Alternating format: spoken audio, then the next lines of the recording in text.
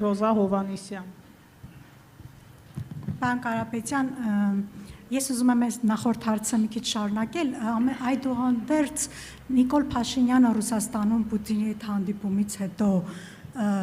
մոտարապես ժամանակահատված այդպես համընկավ, հայտարարեց, որ դուք շուտով ունեզրկվելու եք եւ այն, այսպես ասած, խոստումները, երաշխիքները, որոնք տվել եք, դրսում չեն կատարվելու, ակնհայտորեն նկատի ուներ Ռուսաստանը երևի։ Ես ուզում եմ մի քիչ բացել էլի այս հարցը, ինչ որ, չգիտեմ, խաղադրույքներ են կատարվել, կոպիտ ասած, ձեր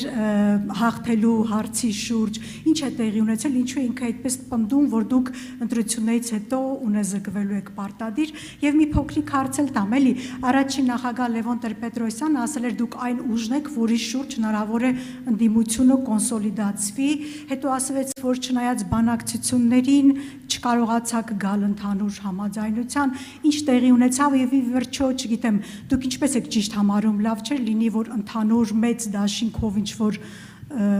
քննարկումներ կամ մասնակցության հարց դիտարկել, շնորհակալություն։ Ես շնորհակալություն եմ հայտնում Լևոն Տեր-Պետրոսյանին իր կարծիքի համար, բայց իրոք մենք բանակցություններ վարել ենք շատ ուժերի հետ եւ դուք տեսնում եք շատ ուժերի հետ մենք համագործակցության պայմանագրեր ստորագրում ենք։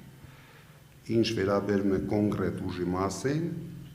իրենք առաջարկել են իրենց օրակարգը, մենք առաջարկել ենք մեր օրակարգը եւ տեսել ենք, որ դրանք մի քիչ չեն համապատասխանում։ Դրա համար մենք գնացինք մեր ճանապարհով, իրենք գնացին իրենց ճանապարհով, բայց դա չի նշանակում ընտրությանը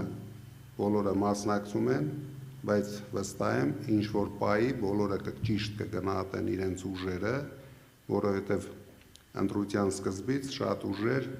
գերագնահատում են իրենց հնարավորությունները եւ հույսով եմ կանեն ճիշտ ընտրություն, կաջակցեն մեր դաշինքին։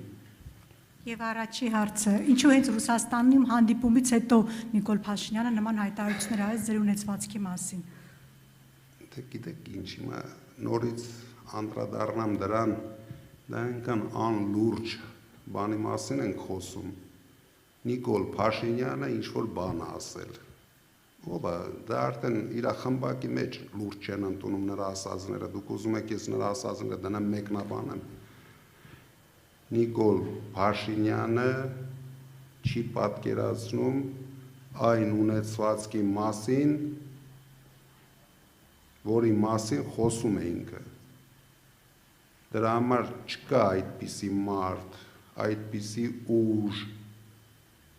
նույնիսկ որ կարող է ինձ ամբողջությամբ ունեզրկի ու սրանով ես ուզում եմ այդ թեմային էլ չանդրադառնամ։ Շնորհակալություն, գործընկերներ, հաջորդ հարցը Media Hub